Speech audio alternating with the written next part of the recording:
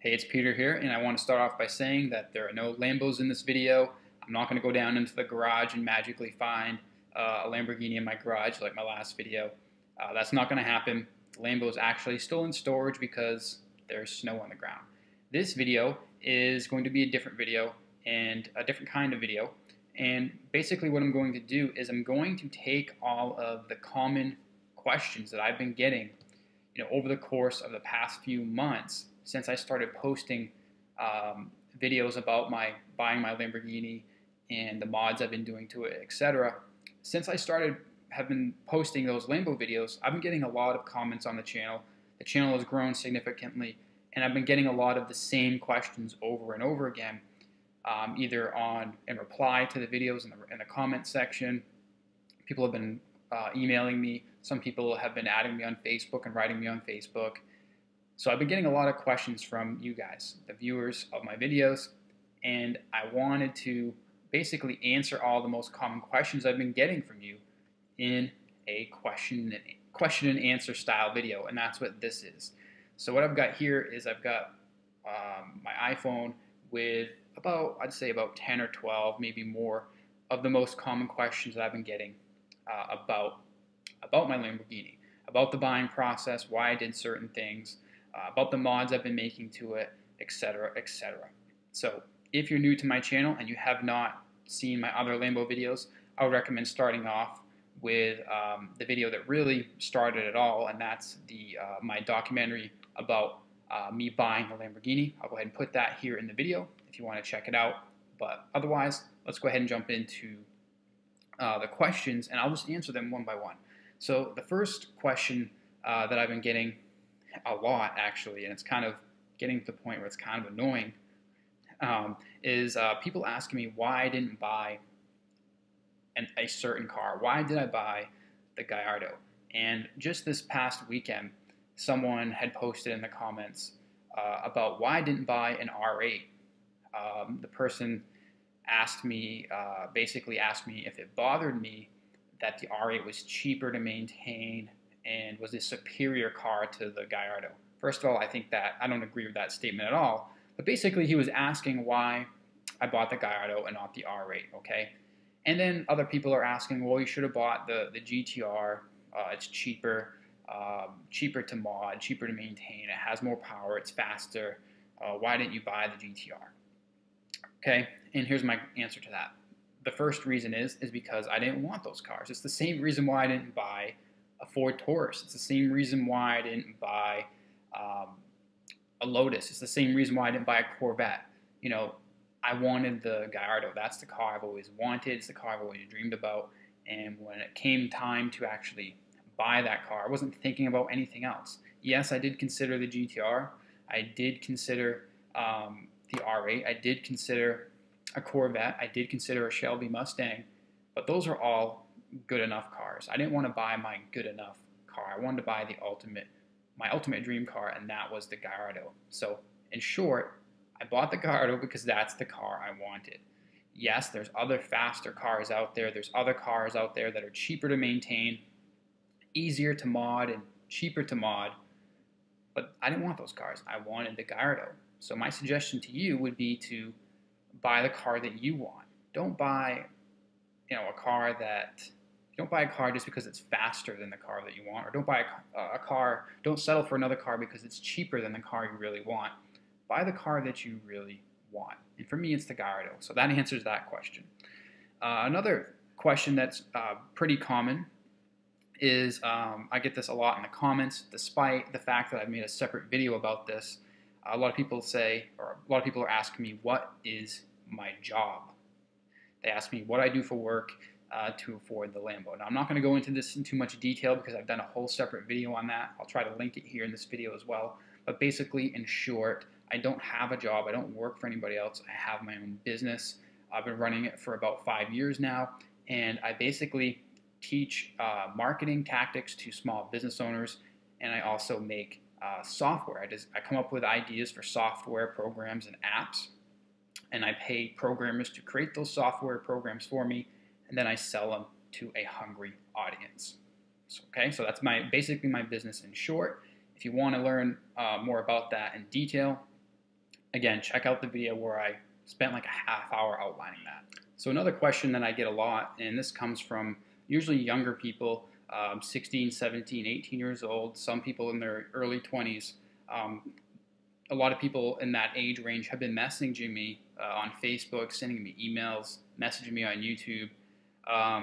And basically they ask me, what kind of business should a young aspiring entrepreneur start? Basically, if you're a young person, right, and you want to be an entrepreneur, you want to have a business someday, so you can afford the things that you want in life and you want to have a successful life, what kind of business should you start and how can you get started?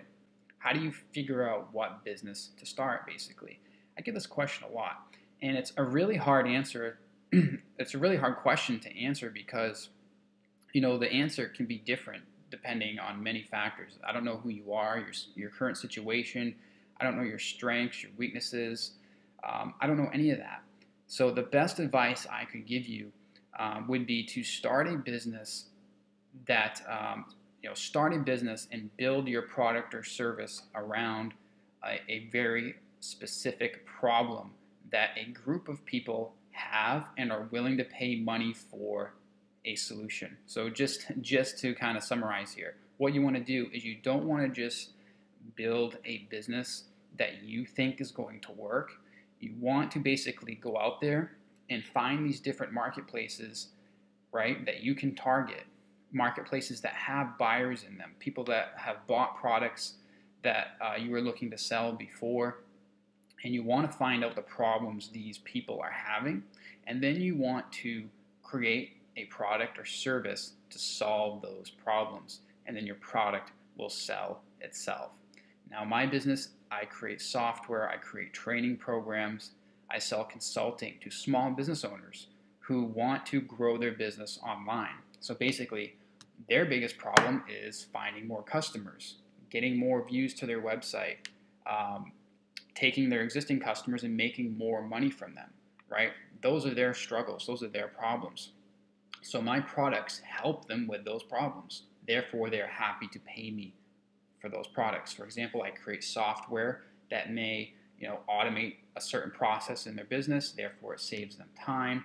I could create a piece of software that helps them put videos on their website, whatever the case may be. I can build a piece of software that helps them build a better looking website. They're more than happy to pay me for that software because it helps them do something. It helps them make more money. It helps them get more customers. So if you're a young aspiring entrepreneur and you're totally clueless on what you should do as far as starting a business, all you know is that you want to start one. I've been in that situation before. But what you want to do is you want to start out, find a hungry market that is full of proven buyers, right? You don't want to enter a market that no one else has ever been in before. You want to enter a market where there's competition, other people selling in that market to those people, because that means that that market is a profitable one, right? You want to find a market where there's people buying, right? And then you want to find out what their problems are, and then you want to create a product or service to solve those problems. Again, competition is a good thing. A lot of people don't get into certain markets because there's competition in those markets. A lot of people will come up with an idea for a business idea or a product or something. Then they come to find out that someone else has already created that product. Well, that's not a bad thing.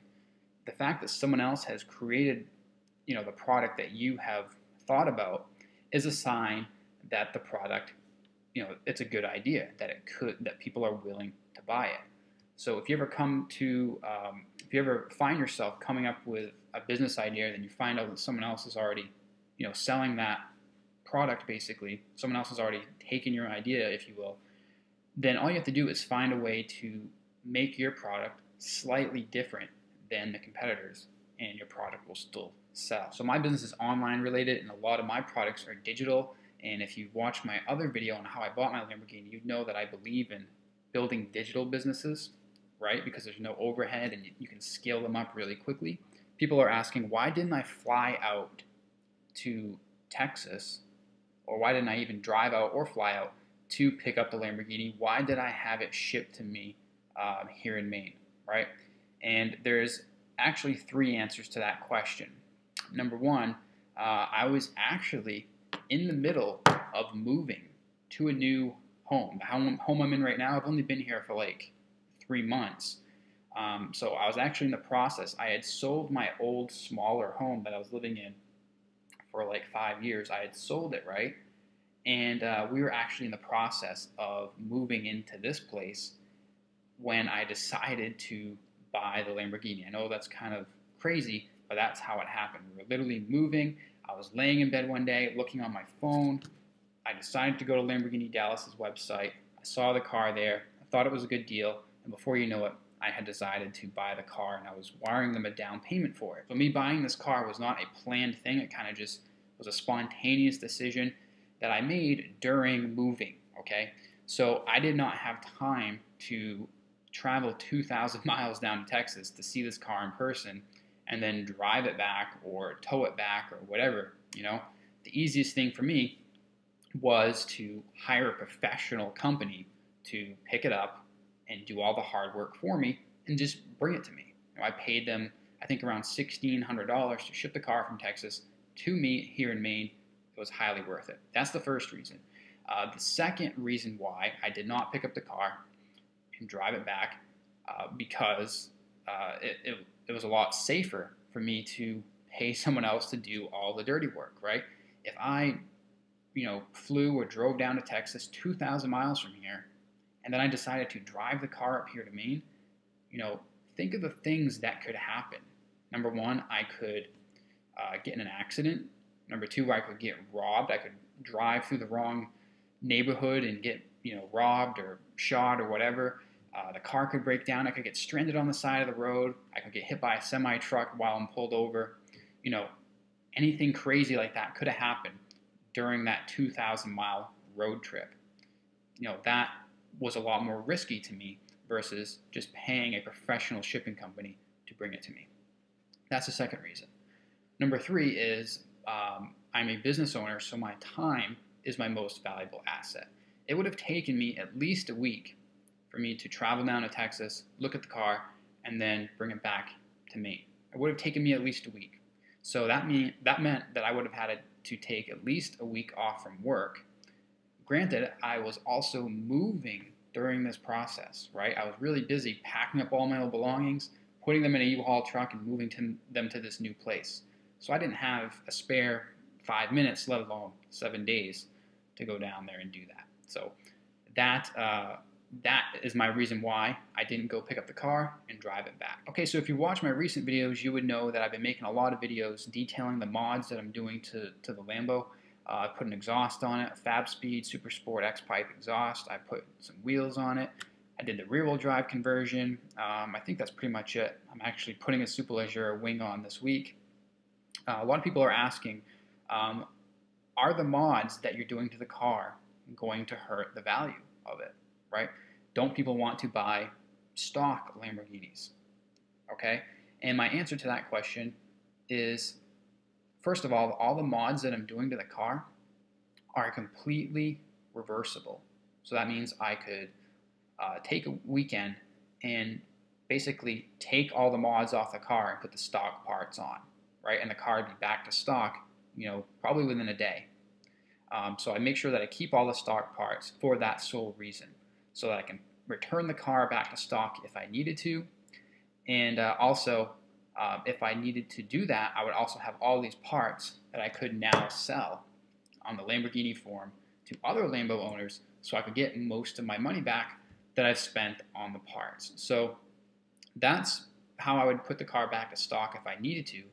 But to answer the real question, do the mods actually hurt the value of the car?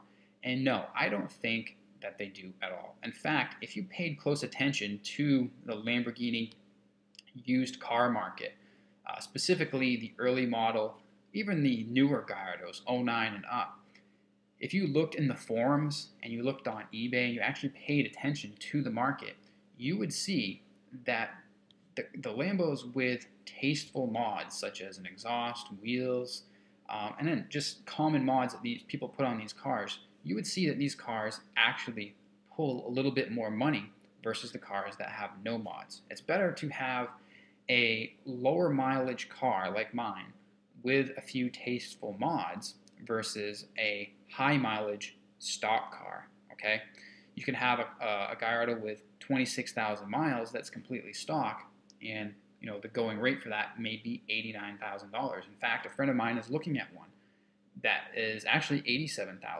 It's a completely stock car, and it's got 26,000 miles on it. Versus my car, it's a year older. It's only got 15,000 miles. I paid 99,000 for it, and now that I put the mods on it, I could probably easily pull at least 105, possibly even 107, maybe even 110 once I put the other mods that I want to put on in the future. So no, I don't think it would hurt the value at all, and actually it may even help out the resale value. Another question is, people have noticed that I have a Mustang as well, and a few guys have asked, is that your daily driver? Is your Mustang your daily driver? And I'm in Maine, so we get a lot of snow here, and one guy actually asked, do you put studded snow tires on the Mustang and drive it in the winter as your daily driver? And the answer to that is absolutely no. My daily driver is a pickup truck. It's a 2011 Chevy 2500 HD with the 6.6 liter Duramax diesel engine in it. That's my daily driver. I drive it throughout the winter. I drive it mostly in the summer, and it's also my toy hauler. So if I need to haul the cars anywhere, to the drag strip, to a car show, if I need to haul the snowmobiles or the dirt bikes, that's what we use. So the Chevy Duramax is my daily driver. The Mustang and the Lambo are just toys. They're my summer cars that I drive in the summer when it's not raining, take to car shows, drag strip, things like that. Did you pay cash for the Lambo or did you finance it? And the answer to that I also revealed in another video, but just to answer it again here and to give you my reasoning behind it, I actually financed the Lambo. I put 20% down, which was $20,000, and I decided to finance the rest. Now, a lot of people would say, well, you should have waited, you should have paid cash for the car, blah, blah, blah. And I want to give you my thoughts on that.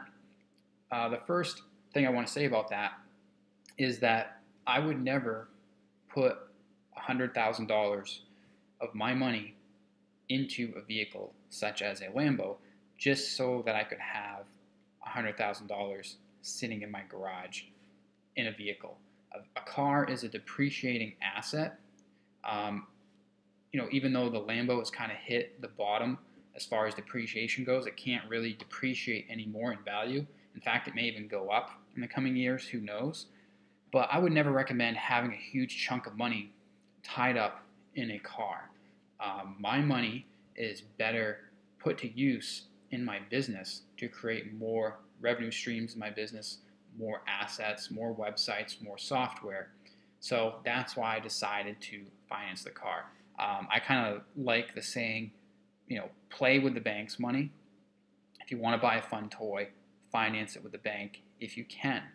And that's what I decided to do. Now, for you, it may be something different. You may decide you want to pay cash for something like a Lambo. That's totally fine. For me, I'm not a multi-millionaire yet, so I don't have like millions of dollars just sitting in the bank. So I didn't want to just drop $100 grand on a car. I wanted to basically be into this car for the lowest amount of upfront investment as possible, and that's what I decided to do. And this is related to the Mustang. Some people have noticed that I was driving a red car in the beginning of my documentary video, and a few guys have asked what that car was, and that is my red Mustang Cobra with a Pro Charger on it. I still own that car, and if you check on my older YouTube videos, you will see the whole build process of that car. I actually bought that car stock, and I did a lot of mods to it last winter, put a Pro Charger in it, put new wheels on it, a whole bunch of stuff. So if you want to learn more about my Mustang Cobra, check through some of my older videos here on the channel, and you will see my build process of that car. Another question is kind of a funny one, and this is someone had asked, isn't it kind of dangerous to buy a car online? This kind of relates to the question about why I didn't actually drive down and buy the car in person.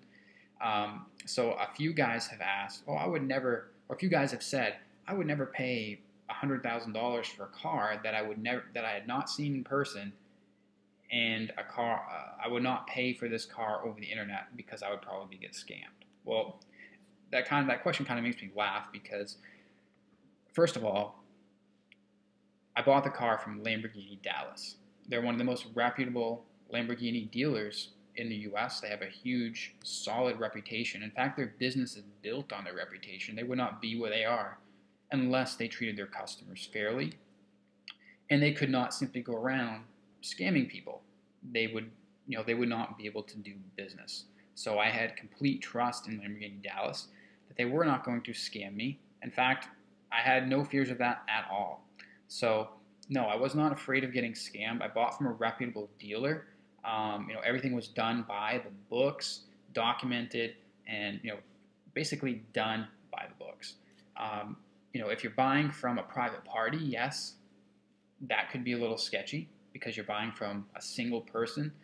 You could get scammed that way, I guess. But I would recommend, if you're going to buy a car online, buy it from a reputable dealer. That way you know that you have, you're dealing with a reputable company. A reputable company is not going to scam you at all. I mean, they would not be able to do business. Another question is, what are you paying for insurance? And this is going to be totally subjective to, to your situation, your age, your driving record, a whole bunch of other things. So the answer to this is going to mean nothing to you most likely, but I pay $130 a month to insure my 2004 Lamborghini Gallardo. For you, it could be $400 a month. I don't know. Right now, during the winter, I had actually taken off the collision and the liability part of my policy. So now, where the car is just sitting in my garage for the winter, I'm only paying like $20 a month for insurance. Kind of crazy. So if you're interested in what it would cost you to insure a Lamborghini, when you get to that point, start calling around the different insurance companies to get a quote. That's all you have to do. I had actually found out that my current insurance company would not insure the car, okay? So I had to look elsewhere. I called Progressive. They wanted like $300-something a month, and the company ended up using is State Farm. So that's who I would recommend contacting if you're in the market for a Lamborghini. So another question, and this one really makes me laugh. In the documentary, I think there's a certain part of the video where I was in this kitchen here, and I was looking on my phone checking the location of the Lamborghini as it was making its way towards me. And I was in the kitchen, and I was showing, the camera where the car was. And some people had saw that scene in the video and kind of thought that the house looked kind of empty. So they had assumed that I sold all my belongings, sold everything out of my house, all my furniture, to buy the Lamborghini. Some people left that in the comments. Oh, you sold all your stuff? No wonder you can buy the Lambo. You sold all the stuff in your house. You're living in an empty house. And my answer to that question is no, I did not sell all my belongings to buy the Lamborghini. If you remember what I said earlier, and also in the documentary, I was in the process of moving into a new house. So that part of the video, we had actually still not even had all of our furniture moved in. It was still in storage. Okay, so that's why the house was empty. As you can see now, the house is clearly not empty. I did not sell all my furniture to buy a Lamborghini, obviously. Don't ask stupid questions. Okay, another question, and this is the final one. What are your future mods for the car? And do you plan on keeping it? Right now, I do plan on keeping the car. I do not foresee any reason in the near future to want to sell my Lambo. But if I did ever decide to sell it, it would only be for another Lambo, without a doubt. Lamborghinis are my favorite car, and now that I've owned one, I could never imagine myself without one now. So if I did decide to sell it, it would only be for a newer one, a 2009 or newer LP560 or a Superleggera. That's the only reason I would want to sell this, or get like a Murcielago or something like that. That's my ultimate dream car. aside from the Gallardo. But really, what I see myself doing to this car within the next year or two is keeping it, just having fun with it and enjoying it. And maybe if I get to a point where I kind of get bored of it, or I think I may want to sell it, that's when I may either sell it and get something different, or send it off to Underground Racing and get their Stage 2 twin turbo kit done to the car. That would be, and that's actually one of my ultimate goals. If I keep the car, sending it off to Underground Racing and getting it twin turboed, I would absolutely love to have this car be 800 wheel horsepower on pump gas. I think that'd be totally awesome. So yeah, that's the answer to my question. If I keep it, which I do plan on doing, I'm most likely going to send it to Underground Racing within the next year or so. So hope you enjoyed this video, and hopefully this video answered any questions that you had about the Lambo or about my process with buying it. If you have any other questions, I may do another video like this. Just go ahead and post in the comments, and I'll see you in the next video.